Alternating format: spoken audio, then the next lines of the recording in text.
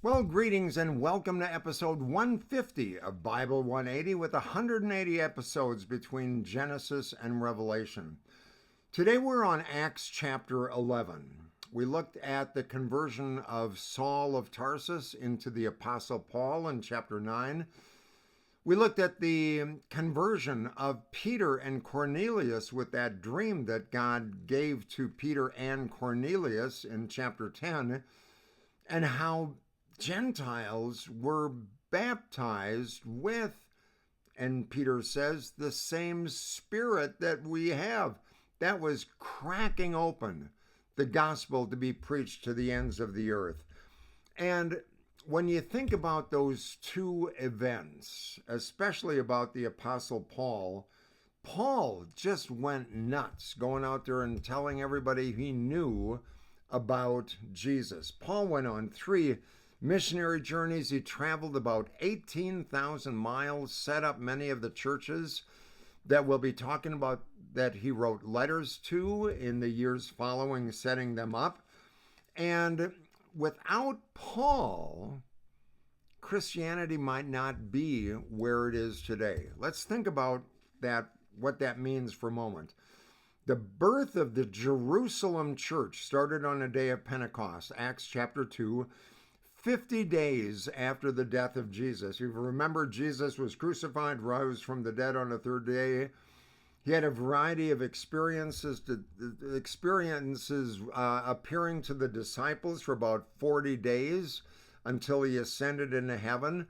The final words he speaks to his disciples are recorded not only in the Gospels, but Acts chapter 1, which is a story that begins with the ascension, where Jesus says in Acts 1:8, "You will be my witnesses in Jerusalem and Judea and Samaria and to the ends of the earth." And the disciples who were with him at that point went back to Jerusalem, and for the next 10 days they organized themselves about getting another disciple to replace Judas, and took a little breather to consider what to do next. It didn't take long to know what to do next after Jesus ascended into heaven, because in those next 10 days was the day of Pentecost, the festival, the Jewish festival that they observed, because they were Jewish Christians, and all kinds of Jewish Christians were all, not Jewish Christians, but Jewish folks, were all over in Jerusalem to celebrate the Jewish festival of the Passover. Acts chapter 2, a mighty wind came and swept into the room where they were, and they began to speak in other tongues. Peter preached a sermon, and 3,000 people were baptized. We call it the birth of the church, the day of Pentecost. All of it happened in Acts chapter 2. That was the first church of Jesus that was established as the Jerusalem church. Now, the Jerusalem church, for a while, was the only church that there was. No churches in Gentile territory, no churches in Galilee or Samaria, no churches at all. There was one church, one way to do church, because there was only one church, the Jerusalem church, and that was it. The Jerusalem church started with 3,000 baptized members. I mean, think of how awesome. So their first response was, well, we got to organize. We have to have a youth program, get the youth director with a tattoo, Yezu on his arm, long hair, tattered jeans. And we have to have bake sales. We have to have youth car washes. We have to have a choir with choir robes, or one group of funky people for our praise service. We have to start our covered dish hot potluck so we can know where to bring our tater tosh dishes. We have to have lutefisk dinners. We have to establish and organize ourselves to keep the traditions of Moses and the customs of Israel. We don't need no Gentiles, because we already have enough baptized Jews. The early church in the Jerusalem church did many Jewish things. They circumcised their children. They observed kosher food laws. They prayed at the appointed hours. They kept the Sabbath. And they were, interestingly, they were perfectly comfortable kind of going back and forth to the Jewish synagogue and to their Jewish friends on the next Sunday. They sang the old Jewish songs of their fathers. They chanted the Psalms of David. They quoted the Old Testament with which they were raised. They did speak of Jesus as a Messiah, the promised one, the seed of David, the deliverer of Israel, much like what the Old Testament had forecasted. They were Christians, but they were also in that Jerusalem church 50, 80 days after Jesus was raised from the dead. They kept the traditions of Judaism, so they also talked about Jesus as the Jewish Messiah. As far as reaching out for people who weren't Jewish, well, God forbid. I mean, they already had a 3,000 member congregation with Jewish jello with many flavors and colors. Why would you need to reach out to people who weren't Jewish? They were the Jerusalem church, and that's all they thought about. And they forgot what Jesus said in Acts 1 about being witnesses to Jesus, starting in Jerusalem, where they lived, then in Judea, their neighborhoods, then in Samaria, where there were people very different from, and then to the ends of the earth. In Acts 8:1, we talked about this briefly, a giant persecution broke out against the church in Jerusalem, and everyone except the 12 apostles were scattered throughout Judea and Samaria and around the Mediterranean. It was called the dispersion. Persecution hit the church, and they went from 3,000 members very quickly by Acts 8 to only the leadership of the Jewish church staying in Jerusalem. The other ones scattered. And the first church, the Jerusalem church, the big place, all of a sudden, they became very small. Now, the Jerusalem church continued in Jerusalem while the people dispersed around the Mediterranean area. That's where Paul started to go to. That's where James wrote his letter to. In the beginning part there in Acts 8, Saul was active, one of the great Jewish persecutors. He was from Tarsus. In Acts 9. He was going from Jerusalem to Damascus. He had the conversion experience. Then once he was trained, he stayed there for a number of months, maybe a couple of years, and he went from the place he was converted at Damascus to Antioch, about 80 miles north of Jerusalem.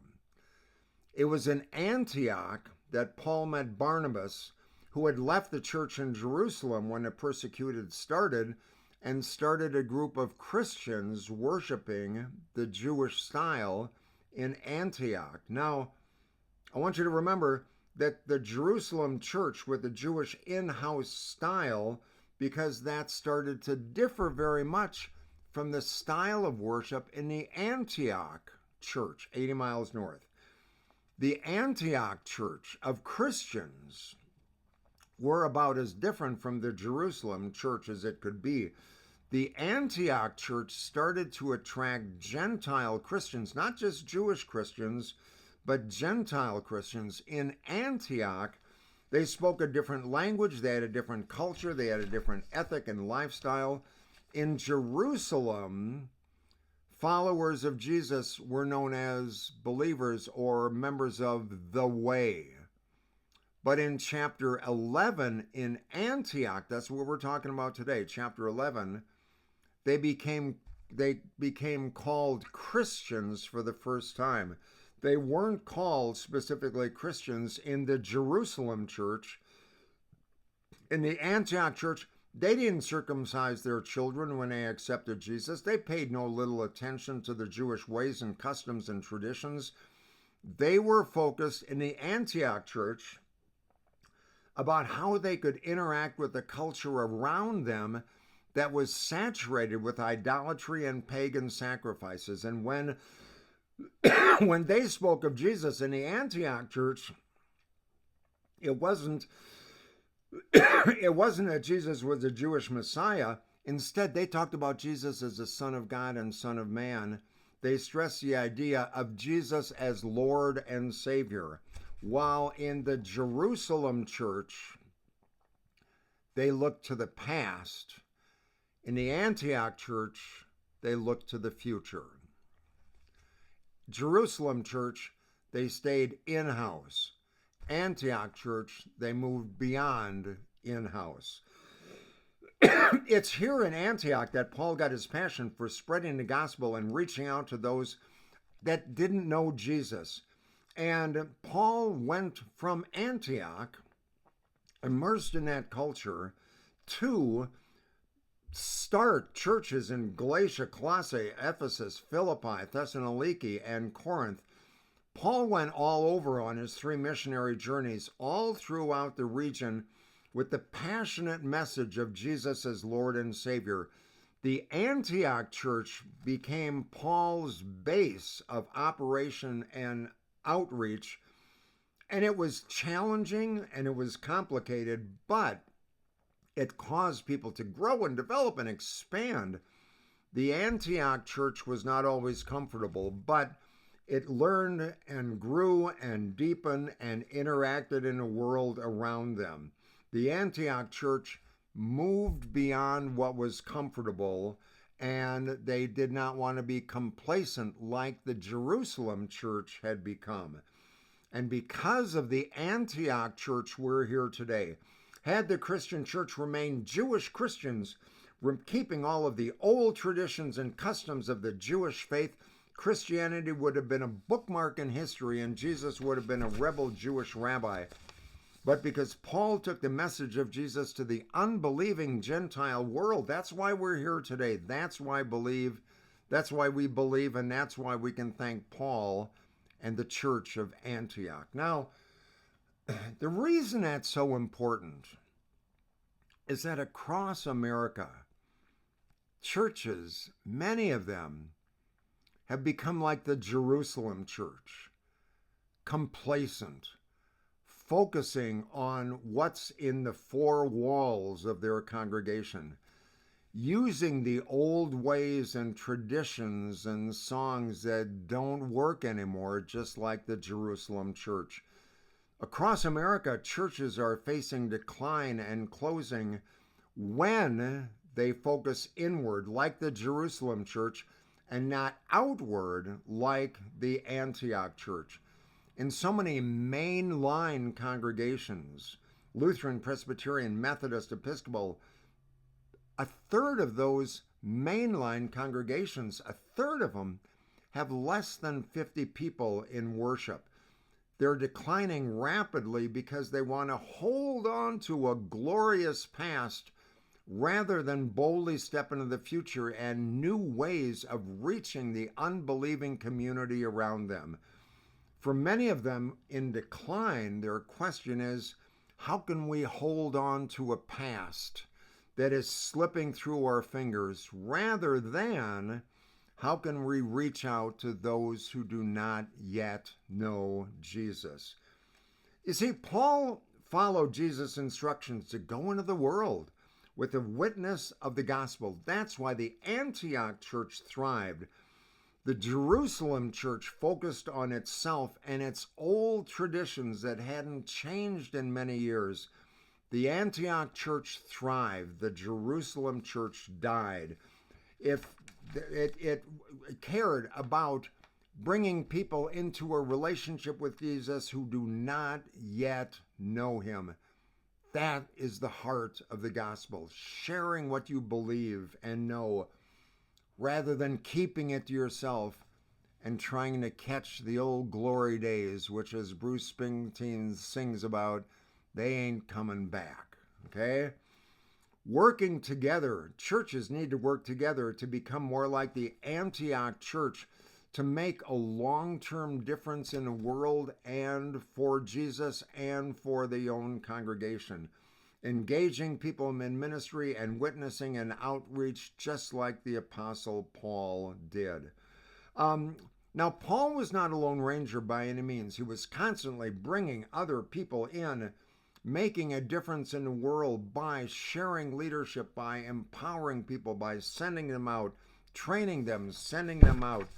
All of the people that Paul worked with, his entire growing team, they worked together to make a difference, and they followed Jesus' command in Acts 1:8. Jesus said, "You will be my witnesses in Jerusalem," sure, where you are. Start out where you are. And in your neighborhood, in your community, with those who are different from you, and to the ends of the earth. And we're here today because Paul and the Antioch church looked forward. They had a foundation, yes, but they looked forward. How can churches today do that, capture that, rather than holding on tight to what once worked, instead of looking out and finding out what might work, what experiment, what might we try to do to reach people who don't yet know Jesus? That was the driving passion of the early church. It's a passion that I fully believe we need to connect with today. Think about that. Lots to think about in this session, I think. Think about it and be grateful. And I look forward to being with you in the next episode. And until then, you take good care. Bye-bye.